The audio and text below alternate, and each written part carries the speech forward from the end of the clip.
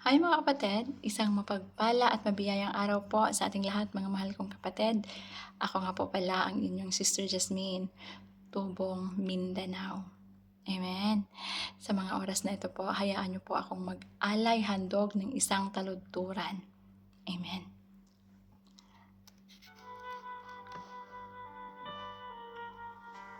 Amen. Hallelujah, Jesus. Hallelujah, Jesus. Amen. Ang taludturang ito, mga mahal kong kapatid, ay hindi ko alam kung saan ako mag-uumpisa. Pero sige, umpisahan ko po sa pamagat na Jesus, binago mo ako. Mula sa aking kamusmusan, ang pangalan mo'y nariyan, isang pamilyar na salita at sa labi madalas bigkasin. Ngunit tila, ika'y isang anino lamang, isang kwento, isang hiwaga sa musmus kong puso. Sa paglipas ng panahon, ako'y namulat sa takbo ng mundo. Ang nakita ko ay isang tilon ng kasamaan. Ang bawat sulok ay tila nababalot ng inggit, galit at kasakiman. Ang mga pangako ay nababasag na para bang babasagin. Ang katotohanan ay madalas na naibabaon sa limot.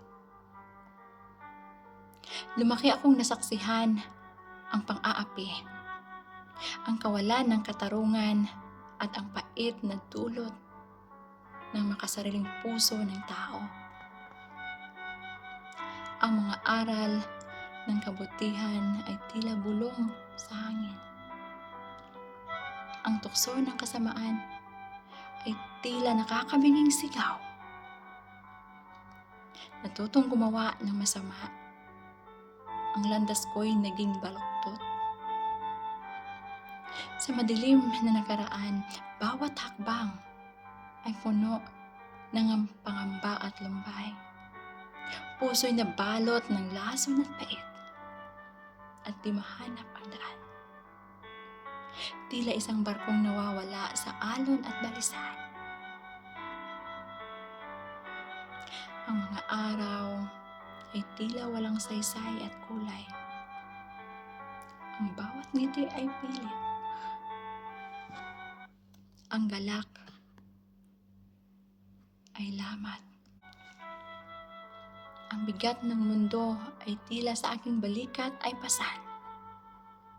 Walang makapitan. Walang matibay na sandigan. Mga pagkakamali at pasakit ang siyang naging gabay. At sa bawat pagbangon ay tila muling pagbagsak. Ang tinig ng pag-asa ay halos di marinig. Nasaan ang liwanag sa pusong durog at wasak? Bakit ganito ang mundo? Mayroon bang anumang mabuti na mananaig sa kadilimang ito? Ang mga tanong na ito ang siyang naging kasama. Tila isang anino na sumusunod sa bawat hakbang ko.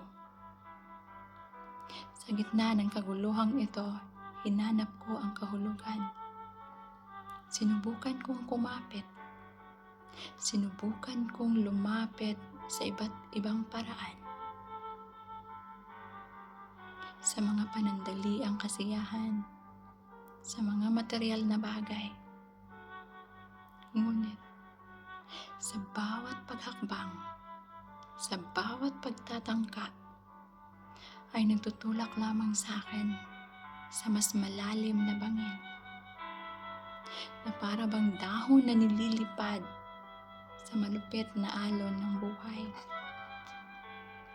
Ngunit, sa gitna ng kawalan, isang tinig ang bumulong. Isang liwanag ang tumagos sa pusong nagdurusa. Isang kamay ang umabot, puno ng pag-iingat at pagmamahal.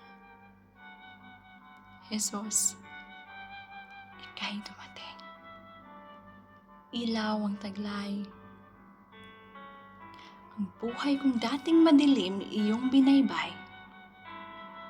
Ang presensya, tila malamig na hangin sa tag-init. Ang iyong mga salita ay tila humahaplo sa sugatan kong kaluluwa. Na sa unang pagkakataon, nadama kong ako'y mahalaga. Mga pasakit, bigat ng dibdib, tila walang hanggan. Ang lumbay ay labis. Ngunit sa iyong biyaya, ako'y hinango. At puso'y napuno ng pag-asa. Ang dating pagkataong puno ng pagkukulang, sa iyong pagmamahal, ito'y napawit na halinhinan. Ang mga tinikala ng kahapon ay unti-unting nalagas. Ang bigat ng kasalanan ay gumaan sa iyong biyaya. Ang puso kong dating puno ng galit at paghihinagpis ay napuno ng kapayapaan at pag-ibig na wagas. Ang baluktot kong landas, iyong itinuro at itinuwid. Ang kahapon kong mapait, ngayoy alaala na lamang. Ang layuning nawala ay muling natagpuan. Ang dating pagkatao ay unti-unting nabago. Hinuhubog ng iyong walang hanggang kabutihan. Ang simula ng aking paglalakbay. Isang paglalakbay mula sa pagkakalugmok tungo sa pagtuklas ng tunay na kahulugan ng buhay. Isang paglalakbay kung saan ang dating pusong puno ng pagdududa ay unti-unting napupuno ng pag-asa. Isang pagbabagong hindi ko kailanman inakalang posible. Isang pagbabagong nagsimula nang ikaw, Jesus, binago mo ako. Jesus, binago mo ako. At ang aking pagpapatuto. Kaya ngayon, buong puso kong ipinapahayag ang iyong kabutihan, Jesus. Ang iyong kabutihan ay walang hanggan. Ang madilim kong nakaraan ay iyong binago. Ang sugatan kong puso'y iyong hinilom. Ang baluktot kong nanlandas iyong itinuwid. Jesus, maraming salamat at ako'y binago mo. Ang buhay ko ngayon ay patunay ng iyong kapangyarihan. Isang testamento ng iyong walang sawang pagmamahal. At sa bawat tibok ng aking puso, ikaw ay aking pupurihin. Jesus, binago mo ako. Amen. Amen. Amen. Isang mapagpala at mabiyayang araw po sa ating lahat, mga mahal kong kapatid. At naway, Amen. Amen. Muli, isang mapagpala at mabiyayang araw po sa ating lahat, mga mahal kong kapatid. God bless po sa bawat isa. Thank you so much po.